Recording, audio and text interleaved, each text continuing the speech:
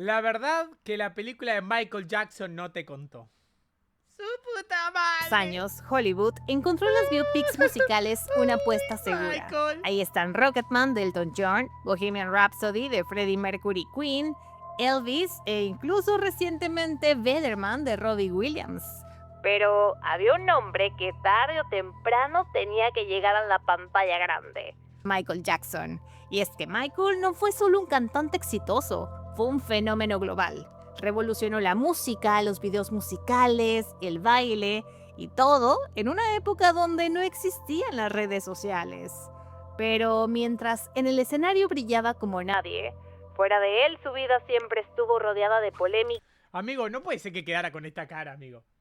Amigo, y que el tipo dijera que no tuvo cirugías plásticas es como... Dale, brother. Dale, brother. No tuviste cirugía plástica, dale, brother. Secretos y hasta leyendas urbanas que alimentaron su misterio durante décadas.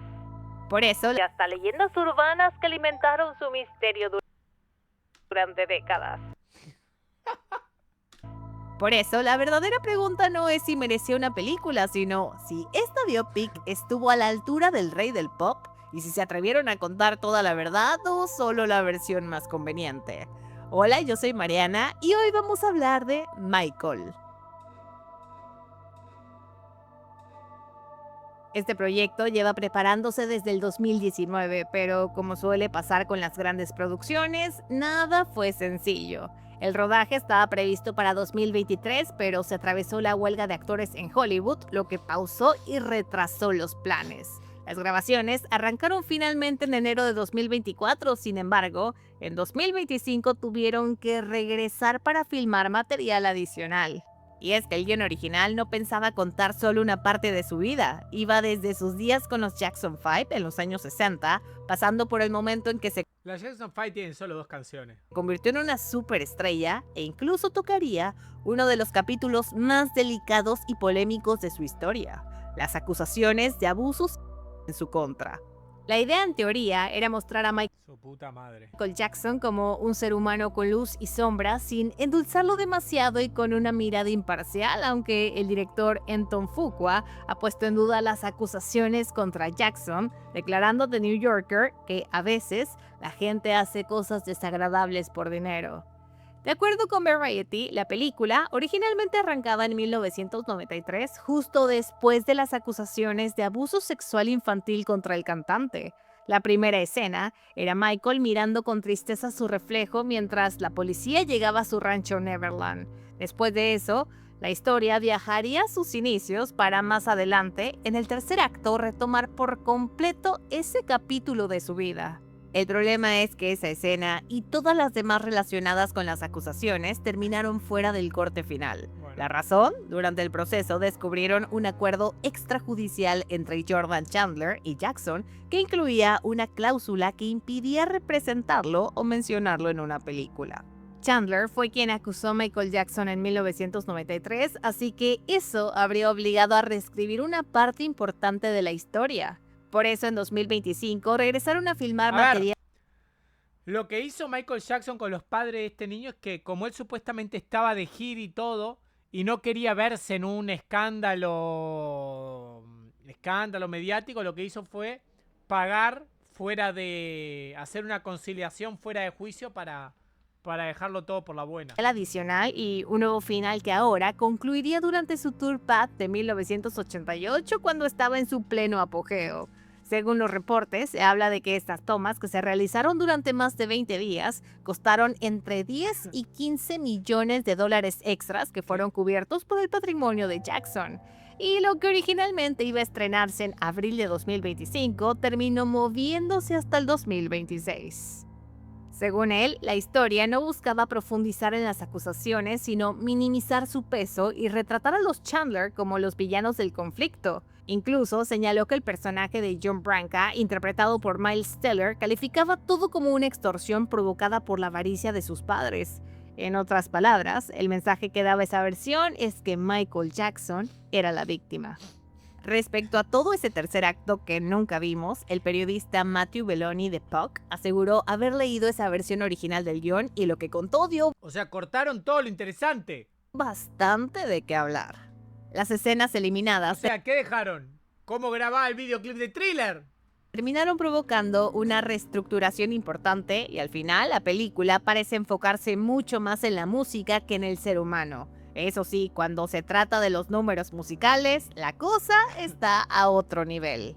Pero este cambio trajo también la salida de Diana Ross de la historia. La propia Kat Graham, quien la interpretó en la película, confirmó en sus redes sociales que sus escenas fueron eliminadas. Su ausencia llama la atención porque fue una pieza clave en los inicios de los Jackson 5 y una figura importantísima en la vida de Michael Jackson. Él no solo la admiraba, sino que durante años se habló de que tenía un crush con ella. Incluso sonaron mucho los rumores de un romance que siempre dieron mucho de qué hablar, no solo por la diferencia de edad, sino porque Diana lo conoció desde que Michael era un niño.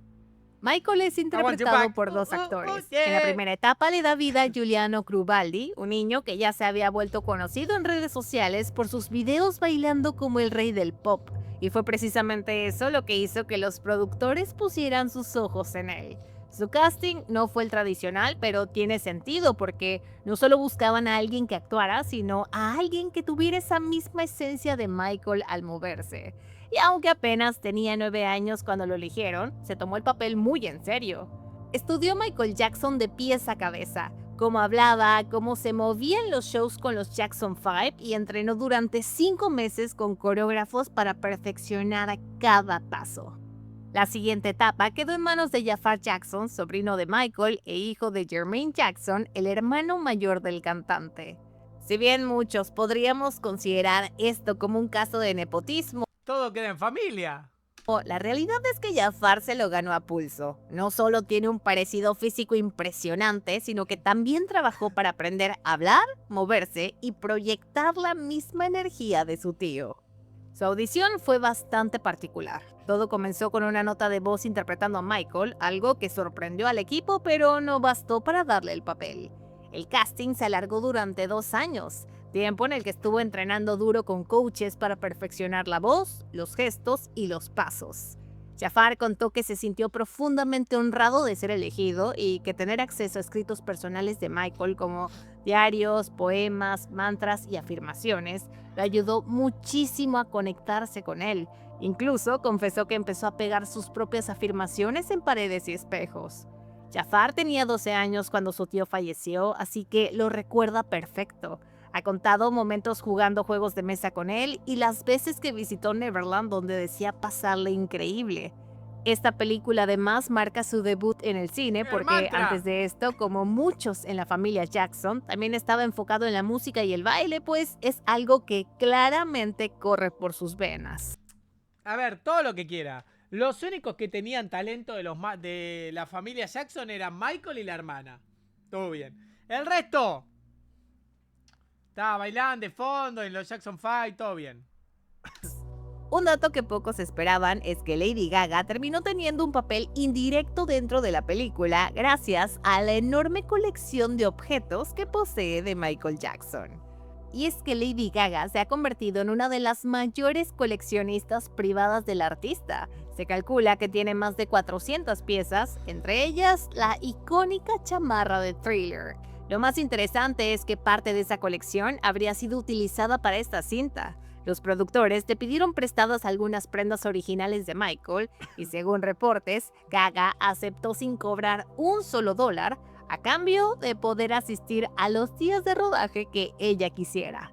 La película incluye un total de 13 canciones seleccionadas para recorrer distintas etapas de su carrera y mostrar cómo fue evolucionando de niño prodigio a fenómeno global desde sus clásicos con los Jackson 5 con canciones como I'll Be There y ABC y por ABC. supuesto de su etapa como solista con temas de sus discos Off the Wall, Thriller y Pat. 3 eras que no solo definieron su sonido, sino que también cambiaron la historia del pop para siempre. Algo que llama muchísimo la atención es que 2 integrantes claves de la familia Jackson, ¡Qué pelambres, eh!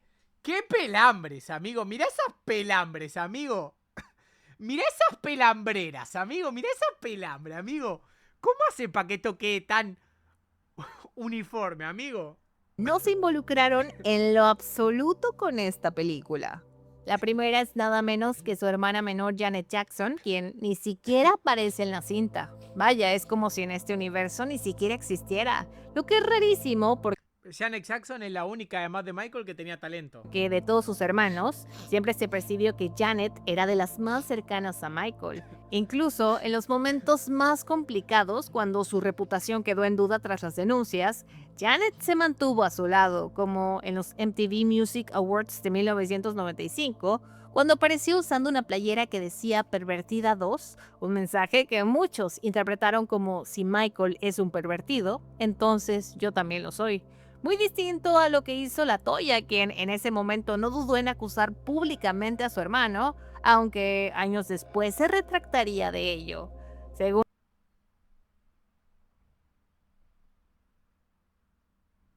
Se acaba de tirar un pedo Rufo. Se acaba de tirar un pedo Rufo acá al lado mío.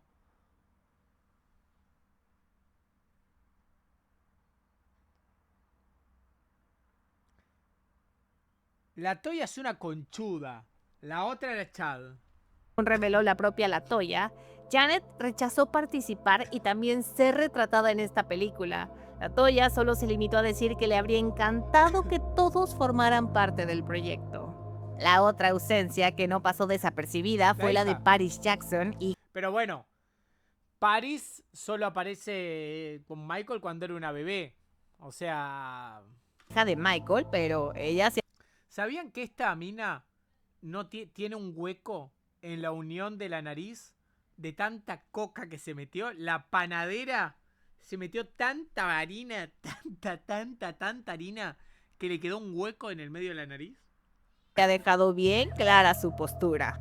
Aseguró que no tuvo ninguna participación real en este proyecto, pese a que Colman Domingo, quien interpreta al padre de los Jackson, dijo lo contrario, y en su momento tuvo que salir hasta a desmentirlo en sus redes sociales, dejando claro que no ayudó en el set ni estuvo involucrada como se estuvo manejando. Paris admitió que leyó uno de los primeros borradores, pero le pareció deshonesto y como no le convenció ni le gustaba cómo lo estaban manejando, prefirió hacerse a un lado. Dijo que la película está pensada para complacer a cierto sector de fans que viven en una fantasía alrededor de su padre. Eso sí, criticó fuertemente que eligieran a un actor de la talla de Miles Teller para el papel de John Branca, quien es uno de los albaceas del patrimonio de Michael Jackson, a quien acusó de intentar enriquecerse y engrandecerse a través de una elección de reparto tan costosa. Y no sé ustedes, pero el hecho de que ellas dos no estén dentro de un proyecto tan importante como este, me da mucho que pensar.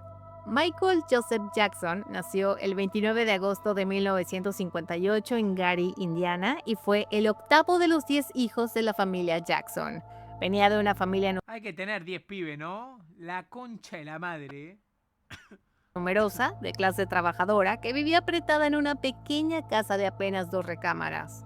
Fue criado dentro de la religión de los Testigos de Jehová y de hecho, años Qué pelambre. más tarde, el propio Michael llegó a predicar de puerta en puerta. Opa. Su madre Catherine tocaba el piano y soñaba con ser cantante de música country. Su padre Joe trabajaba en la industria del acero, aunque en realidad soñaba con dedicarse al boxeo. Sin embargo, la vida lo llevó por otro camino. A ver. A ver. A ver. A ver, hijo. A ver. A ver. Un par de manos metió. De que boxeó, boxeó. A ver. Un par de manos soltó. A ver, vamos a ser simple. A ver. Federado no sé si estaba, pero que pegaba, pegaba. Y tuvo que aterrizar para poder mantener a su familia. Joe también tenía una banda llamada The Falcons, algo que lo ayudó a detectar muy pronto el talento musical de sus hijos desde temprana edad. Todo comenzó cuando vio a Tito tocar la guitarra y armó la primera versión del grupo llamada The Jackson Brothers, integrada por Jackie, Tito y Jermaine. Más adelante se sumaron también Marlon y Michael cuando apenas tenía 5 años y así fue como nació The Jackson 5, con Michael como vocalista principal. Pero detrás de ese enorme sueño había El Tito. una realidad muy dura. Joe imponía ensayos larguísimos, era extremadamente estricto y violento y entrenaba a sus hijos con gritos y golpes, tal como lo muestra la película. En 1967 grabaron por primera vez Big Boy y aunque el tema no fue un éxito, se convirtieron en estrellas locales dentro de Gary. La llegada de los Jackson 5 a Motown es muy distinta a lo que presenta la película. Durante años se vendió la versión de que fueron descubiertos por Diana Ross como parte de una estrategia de marketing, y es que Diana ya era una superestrella y su nombre le daba cierto brillo. Por eso, su primer álbum se tituló Diana Ross Presents The Jackson 5. Sin embargo, la realidad era otra, pues llegaron a ¡Qué cara! Motown después de ser descubiertos por Bobby Taylor y fue Gladys Knight quien en realidad convenció a los ejecutivos de Motown de que vieran a estos chicos, así que en realidad fue Gladys la primera en creer en ellos. La película mezcla algunas cosas e incluso pone la canción Never Can Say Goodbye en una época donde todavía ni siquiera la grababan, ya que esa canción en realidad fue lanzada en 1971 como parte de su quinto álbum.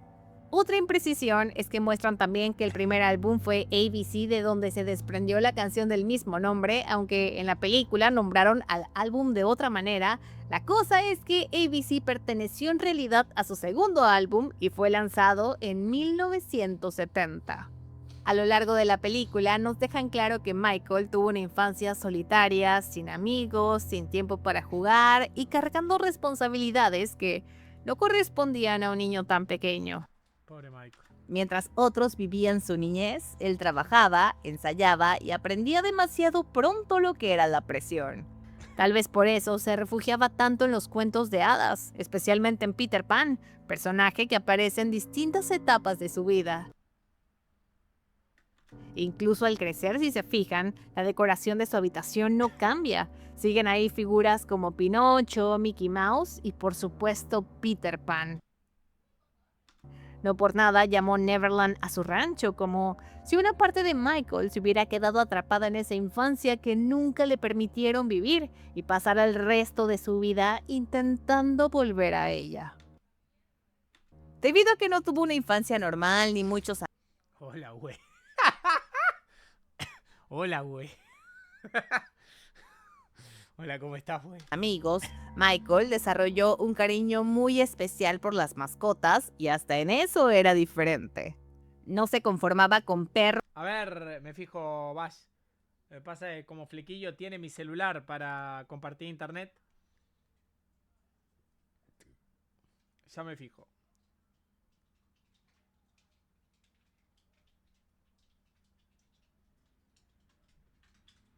La mitad de la película de Michael se resume en esto, a ver. I can't get that note right. I don't know what's going on. Like, I'm really trying to sing the... Ah, Bash. O gatos como cualquier mortal. Su amor por los animales lo llevó a tener una pitón, una llama, tigres de Bengala. Bueno, para no hacerles la lista larga, prácticamente armó todo un zoológico en su rancho.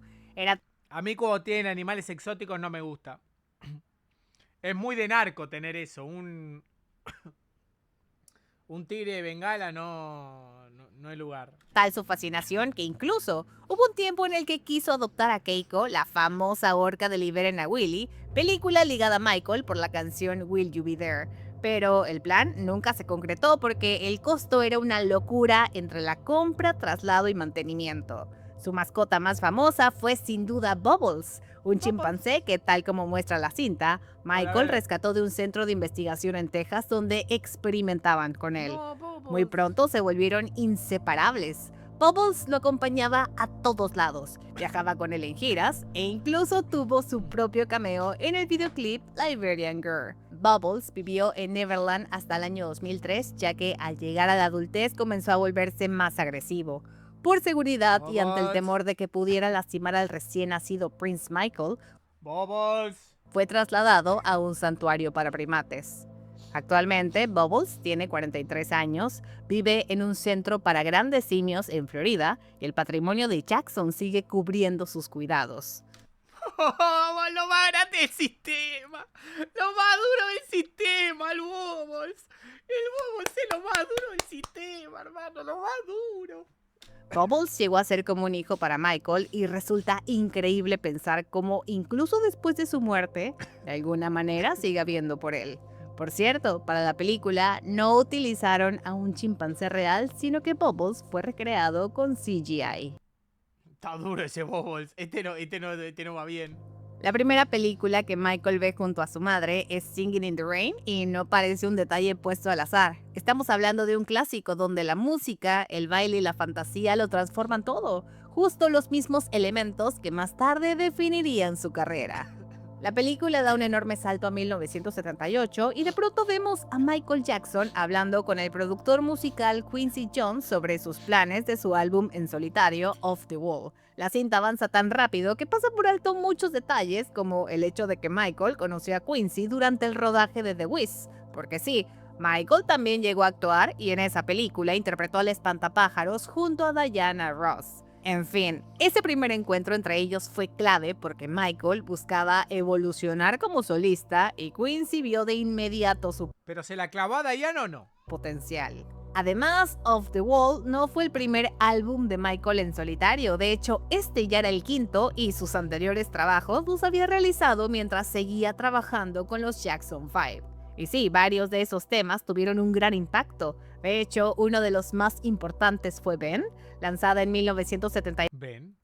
que terminó convirtiéndose en uno de sus primeros grandes éxitos fuera del grupo. Durante la secuencia de lanzamiento de su álbum, también nos dejan ver a Michael haciendo enormes compras en tiendas de juguetes para después regalarlos en hospitales a niños con cáncer. Ah, lo más duro del sistema. El Michael era lo más duro del sistema, hermano. Qué tipazo. Y aunque parezca una escena hecha solo para enternecer, en realidad está basada en algo muy real. Michael era conocido por hacer compras masivas en tiendas como Toys R Us para luego donar juguetes a niños hospitalizados. Y eso era apenas una pequeña parte de ¿Cómo te quiero, Michael? ¿Cómo te quiero, loco? ¿Qué tipazo, cabrón? todo lo que hacía. En la vida real, Michael fue un gran filántropo. Primero comenzó donando de forma anónima y con los años apoyó hospitales, fundaciones infantiles y causas humanitarias alrededor del mundo, muchas veces sin buscar cámaras ni reconocimiento. Era común que visitara niños enfermos, además de realizar donaciones millonarias y usar su imagen para impulsar campañas benéficas. En 1985 participó junto a Lionel Richie y Quincy Jones en la creación de We Are the World, We are the world. We are the children. We are the ones to make a better place for you and me. una canción histórica grabada por decenas de artistas para recaudar fondos contra la hambruna en África. El tema terminó convirtiéndose en uno de los himnos solidarios más importantes de la música. Siempre después de Imagine. Vaya tema Imagine, ¿eh? Imagine all the people living for together. Ooh, you may say I'm a dreamer, but I'm not the only one. I hope someday you join us, and the world will live as one. Imagine all the people living for today. Woohoo! You may say I'm a dreamer, but I'm not the only one. ¿Qué pasa, Flequillo? ¿Qué pasa? ¿Qué pasó, Flequillo? ¿Qué pasó? ¿Qué pasó? Una Pepsi, bueno, le doy una Pepsi. A ver, le llevo una Pepsi. Ya seguimos, le voy a llevar una Pepsi.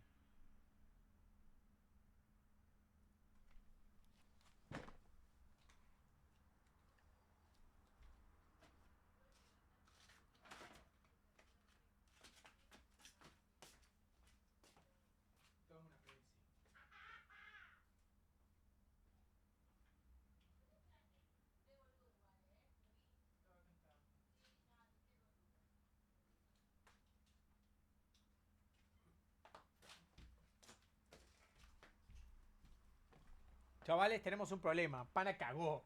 De nuevo, hizo mucha caca. Unas cantidades absurdas de caca. dejó caca por todos lados, pana. No saben la cantidad de caca que hizo, amigo. También tenía una fundación llamada Heal the World Foundation, Heal the enfocada en World. apoyar a niños vulnerables, educación Heal the World es otro temón. Heal the world, make it a better place for you and for me and the rest of human races. There are people dying. Make a better place for you and for me. You and for me. You and for me. y ayuda humanitaria. Esa faceta conectaba directamente con canciones como Heal the World o Man in the Mirror, donde hablaba de cambiar Otro temazo. I started with the man in the mirror. el mundo empezando por uno mismo. Incluso su rancho Neverland llegó a abrirse para recibir a niños con enfermedades graves, huérfanos o en situaciones difíciles, regalándoles todo un día lleno de alegría. Además de su música y de convertirse en el artista más grande del planeta, Michael también fue conocido por el enorme cambio de apariencia por el que pasó con los años, un tema que hasta hoy sigue generando debate. En la cinta nos muestran que Michael decide hacerse una rinoplastía por inseguridad y por esa obsesión de querer verse perfecto ante la cámara y también un tanto como su ídolo Peter Pan. Pero lo que la cinta omitió es que muchas de esas inseguridades no nacieron de la nada. Se las provocó su propio padre, quien constantemente se burlaba de su aspecto y Pero el padre tenía un naso ancho como un Powell, hijo de puta.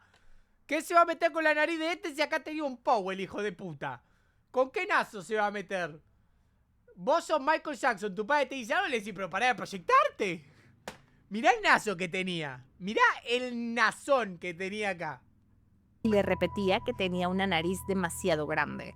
El hombre le hacía bullying y eso terminó marcándolo profundamente. En la vida real, la versión más conocida es que Michael se sometió a su primera cirugía de nariz en 1979 después de romperse el tabique durante un ensayo. Sin embargo, no quedó conforme con el resultado y en 1981 volvió al quirófano. Luego, en 1984 se realizó otra intervención, supuestamente porque la segunda operación le había dejado problemas para respirar. Con el paso del tiempo, los rumores sobre más procedimientos no dejaron de crecer. Wallace Goodstein, asistente del cirujano Stephen Houghlin, aseguró después de la muerte del cantante que Michael se habría sometido a múltiples procesos estéticos en un periodo relativamente corto.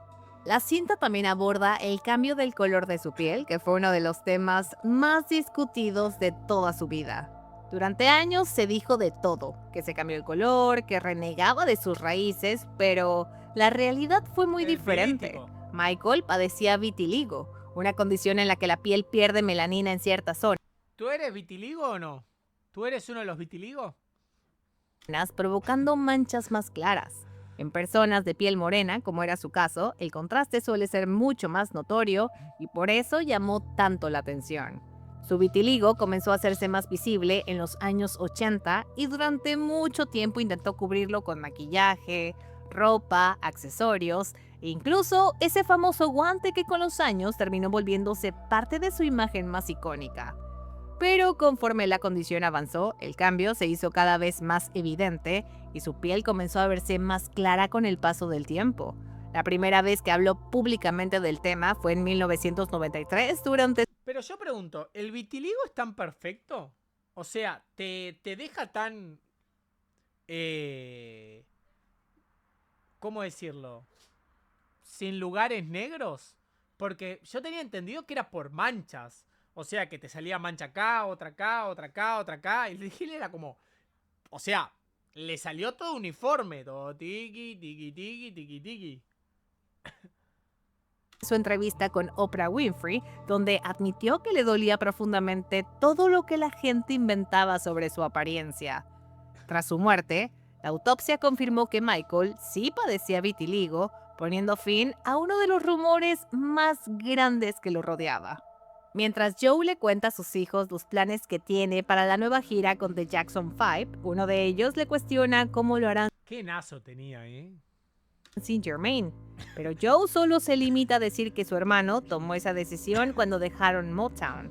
Pero lo que la película no se detiene a explicar es que la salida de Jermaine tenía mucho más contexto detrás. Cuando sus hermanos firmaron con Epic Records en 1976, Jermaine decidió permanecer en Motown, pero tenía razones de peso. Y es que años antes se había casado con Hazel, la hija de Berry Gordy, así que también existía un vínculo personal y familiar con esa compañía. Ante su ausencia, Randy tomó el lugar de su hermano mayor y se integró a la nueva etapa del grupo. De hecho, participó en 4 álbumes con los Jackson antes de que Jermaine finalmente regresara. Y cuando eso pasó, el reencuentro no fue cualquier cosa, fue para el gigantesco Tour de la Victoria de 1984, en el que Jermaine volvió a unirse y el grupo se convirtió ahora en un sexteto. Uno de los personajes que más destaca en esta Los Jackson 6. película es Bill Bray. Probablemente muchos no sabían quién era, pero en la vida real fue una de las personas más importantes para Michael Jackson. Y es que entre ellos existía un vínculo muy especial. Bill no era solo su guardaespaldas, también era su confidente, alguien de absoluta confianza y una persona a la que Michael veía como familia. Vaya, lo más cercano a un segundo padre. Bill Bray comenzó a trabajar con Michael cuando todavía era un niño y seguía en la etapa de los Jackson 5. Con el paso de los años se convirtió en su jefe de seguridad y estuvo presente en algunas de las etapas más importantes de su carrera. Lo acompañó en sus giras mundiales, apariciones públicas, pero su papel iba mucho más allá de la seguridad. También lo acompañaba a consultas médicas e incluso lo orientaba en ciertos asuntos de negocios, algo que demuestra el nivel de confianza que Michael tenía en él. Bill se retiró en 1996 cuando tenía 70 años, pero incluso después de eso, Michael siguió pendiente de él hasta sus últimos días, cubriendo todos sus gastos médicos y asegurándose de que estuviera bien. Bill Bray falleció en 2005 a los 80 años, una noticia que le afectó profundamente al cantante. Otro personaje clave también fue John Branca, el hombre que manejó a Michael Jackson. El cantante firmó con él en 1980, poco después del lanzamiento de su álbum Off the Wall, cuando Michael tenía alrededor de 21 años. Branca ya tenía experiencia en la industria. Había representado a The Beach Boys y los Rolling Stones. Su rol con Michael era tomar las riendas de su propia carrera, negociar contratos discográficos y conseguir recursos para los videos Ni un disco malo, musicales, entre ellos Thriller. Branca fue quien le gestionó también la polémica compra del catálogo de los Beatles. Pero sobre el despido de Joe Jackson, eso no está del todo confirmado. La cosa es que su relación tuvo varios altibajos en los que hubo despidos y recontrataciones. John Branca volvió a su equipo en 2009 mientras estaba en los ensayos de This Is It. Pero ante la repentina muerte de Michael, John Branca y John McClane quedaron asignados como coejecutores de su patrimonio. Sin embargo, en ese momento, Michael tenía una enorme deuda de $500,000 y una imagen que aún seguía empañada, por lo que sus metas eran 2: saldar la deuda y limpiar su imagen. John Branca fue el encargado de impulsar proyectos como This Is It, el Cirque du Soleil inspirado en Michael Jackson y por supuesto esta biopic también. Sin embargo, como ya lo mencioné antes, Paris Jackson, la hija del cantante, no está conforme con él y lo ha acusado de entregar extravagantes gratificaciones a abogados y manejos cuestionables del dinero de su padre. Sea como sea, los reportes indican Yo hay algo que no entiendo. ¿Cómo Michael? Con la plata que ganó, porque mirá que el tipo ganó plata, Mirá que el tipo ganó guita que no te hace ni una idea. ¿Cómo quedás debiendo plata? O sea, ¿cómo después de haber hecho tanta guita, cómo quedás debiendo plata? O sea, ¿en qué?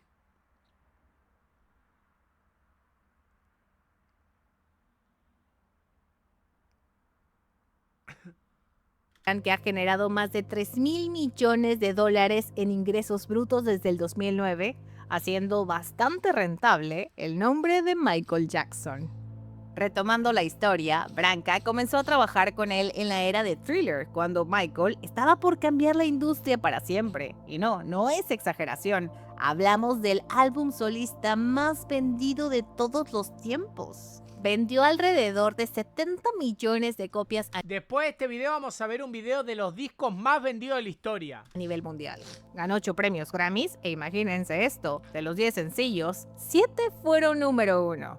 Entre ellos estaba Beat It, que fue su tercer sencillo, uno de los temas más explosivos de toda su carrera. La película nos dice que un reportaje sobre las pandillas Crips y Bloods fue parte de la inspiración, pero de acuerdo con Jermaine Jackson, la idea también venía de algo mucho más cercano, la violencia de pandillas que vivían en Gary, Indiana. Según contó, llegaron a presenciar peleas muy fuertes entre grupos rivales y de ahí vino su inspiración. Y aunque la canción habla de violencia callejera, el mensaje iba justo en sentido contrario. Michael no buscaba glorificar las peleas, sino decirle a estos chicos: no necesitas demostrar tu valor golpeando a nadie, sino que la verdadera fuerza es alejarte del conflicto. Ahora, si algo terminó de elevar la canción, definitivamente Se elevó. fue el videoclip. La idea de incluir pandilleros reales habría venido del propio Michael Jackson, buscando que todo se sintiera mucho más auténtico. Se elevó. Se dice que participaron decenas de miembros reales de pandillas y para varios de ellos el video terminó abriéndoles puertas a nuevas oportunidades como bailarines. Su idea con este video era que el concepto fuera algo West Side Story. Sobre la coreografía, aunque Michael propuso varias ideas como solía hacer en casi todos sus proyectos, el crédito principal se lo lleva Michael Peters, quien ayudó a convertir Beat It en uno de los videos más icónicos de los años 80. Otro hitazo de ese álbum fue Thriller, que se colocó como el séptimo y último sencillo. Y aunque el disco ya era un fenómeno mundial, Michael todavía estaba por llevarlo a otro nivel. La cinta muestra parte de la realización de su icónico videoclip. Michael tenía clarísimo que no quería hacer otro video musical cualquiera. Quería algo que pareciera una auténtica película de... Yo a ver si lo tengo acá. A ver. Si lo tengo acá. Sí, mirá. El Thriller original.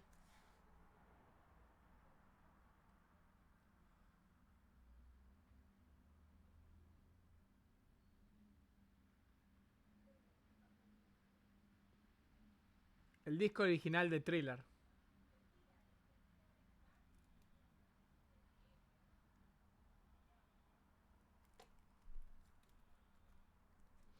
Cause it's a thriller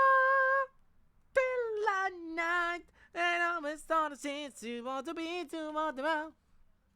There's no such thriller.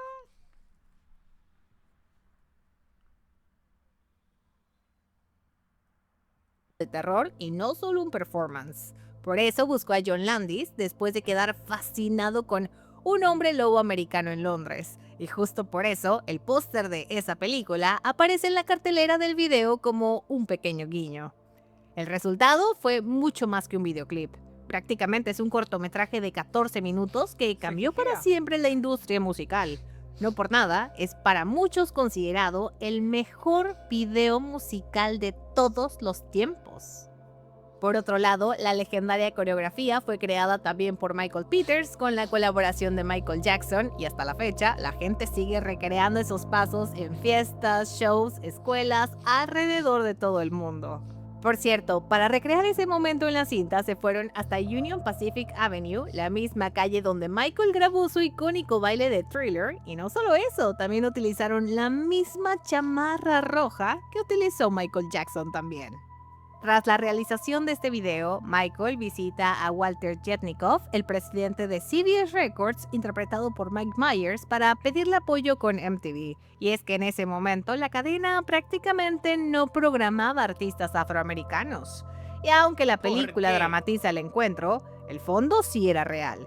MTV, que apenas había nacido en 1981, daba muy poco espacio a artistas afroamericanos. La cronología, eso sí, está algo movida. Billie Jean comenzó a ganar rotación en 1983 y cuando llegó al número 1 en Billboard se convirtió en un fenómeno. Jackson la interpretó en Motown en mayo del 83 en una presentación transmitida en televisión en mayo, momento en el que el video de Beat It ya se emitía con frecuencia en la cadena. En resumen, Michael no fue el primer artista afroamericano en aparecer en MTV porque ¿Cómo metía? antes ya habían pasado nombres como Donna Summers o Tina Turner, pero lo que sí es un hecho es que con Thriller se coronó como el artista que rompió la barrera racial de verdad y cambió las reglas del juego para todos los que vinieron después. Pepsi es conocida por sus icónicos comerciales con algunas de las estrellas más grandes del planeta como Beyoncé, Britney Spears, recientemente Blackpink y por supuesto Michael Jackson. En noviembre de 1983, Jackson firmó un contrato Es que Pepsi a edad... promocional de $5 millones con PepsiCo con la campaña Pepsi New Generation, con el que utilizaba un remix de Billie Jean. En el primer comercial, aparecía bailando con unos niños en la calle y fue un éxito total. Poco después, en enero de 1984, vendría otro comercial, ahora junto a sus hermanos, nuevamente con el tema de Pepsi New Generation, pero ahora en un escenario mucho más grande, el Shrine Auditorium. La idea era que Michael bajara unas escaleras y se uniera a ellos se quemó mientras todo. la pirotecnia explotaba detrás de él. Lamentablemente algo salió mal. Un error provocó que los fuegos artificiales se activaran mucho antes de tiempo y una llama alcanzó el cabello del cantante. Lo más impactante es que Michael, sin darse cuenta de inmediato, continuó con el número como si nada hasta que miembros de la producción corrieron para apagar las llamas. Tal como lo muestra la película, el accidente fue algo muy serio. Michael sufrió quemaduras de segundo y tercer grado y tuvo que ser trasladado de emergencia al hospital. Ese momento marcó un antes y un después en su vida, no solo porque fue una segunda oportunidad para él, sino porque se considera que a partir de ahí comenzaron los tratamientos con analgésicos que tendrían un impacto enorme en su historia, ya que terminaron volviéndose una adicción que tristemente lo llevarían hasta su muerte. Sin embargo, Horrible. todo este asunto es completamente omitido por la cinta. También es cierto que Pepsi le ofreció una compensación económica de $1.5 millones, dinero que Michael donó al Brockman Medical Center para apoyar a la unidad especializada en quemaduras. Y pese a todo lo ocurrido, Michael no rompió la relación con la marca. Al contrario, años después siguió trabajando con Pepsi e incluso protagonizó nuevas campañas. Cuando la carrera de Michael Jackson estaba despegando, Joseph y sus hermanos atravesaban dificultades económicas, así que sin el conocimiento de Michael, Joseph comenzó a reunirse con promotores para echar a andar una nueva gira familiar. La realidad es que Michael definitivamente no quería hacerla. Thriller dominaba las listas de popularidad y él estaba en el punto más alto de su carrera como solista. Qué hijo de puta, ¿no?